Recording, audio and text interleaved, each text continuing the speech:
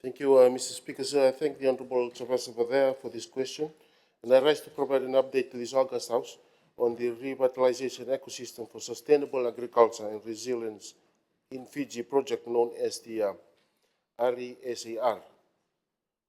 Mr. Speaker, sir, the RESAR forms part of Fiji's Global Environment Facility STAR allocation.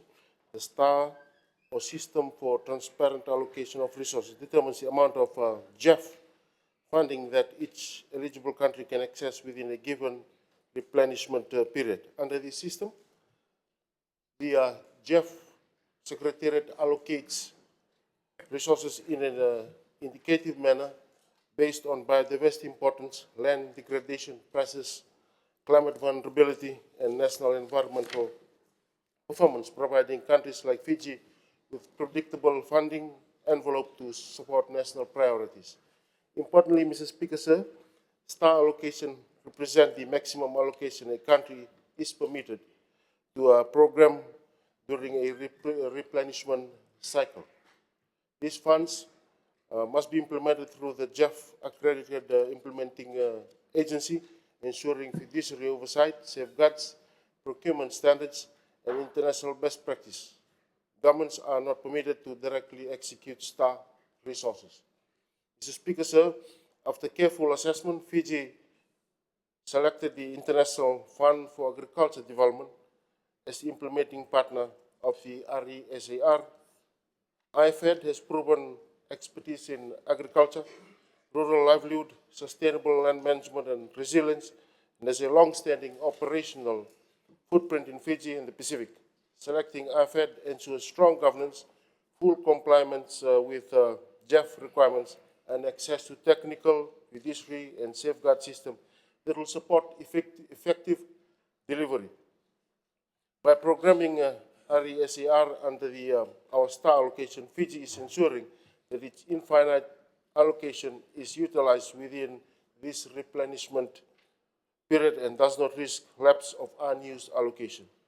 This decision has leveraged a 8.2 million USD GEF investment, complemented by a 3.5 million USD IFAD concessional loans. Mr. Speaker, sir, the RESAR project aims to address ecosystem degradation, biodiversity loss arising from unsustainable land use, haphazard coastal development, and overexploitation of forest, minerals, and marine resources. If unaddressed, these challenges will continue to undermine food security, livelihood, and climate resilience across our communities.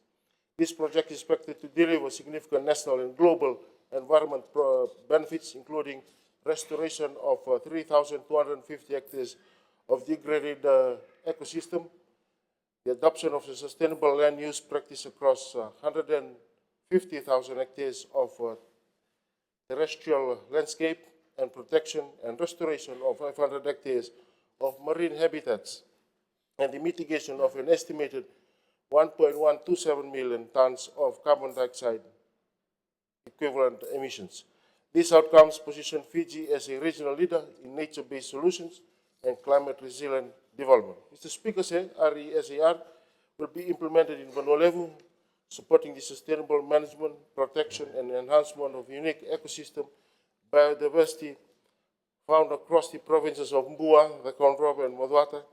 The island's geological history, diverse habitats, and altitudinal gradients create distinct ecological zones that support high levels of endemic species and intact forest system. Safeguarding these values is essential not only for biodiversity conservation, but also for ensuring sustainable blue and green development in the Northern Division.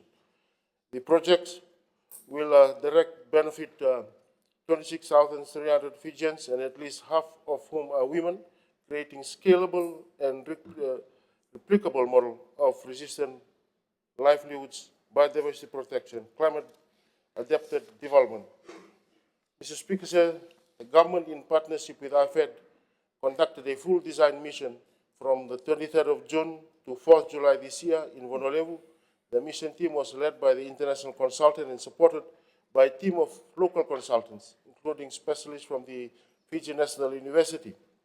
Meetings were held in a wide range of stakeholders, including community representatives from Namboalu, Sabu, Natewa, Taveuni, Lambasa, Korotari, and the government officials, NGOs, and private sector.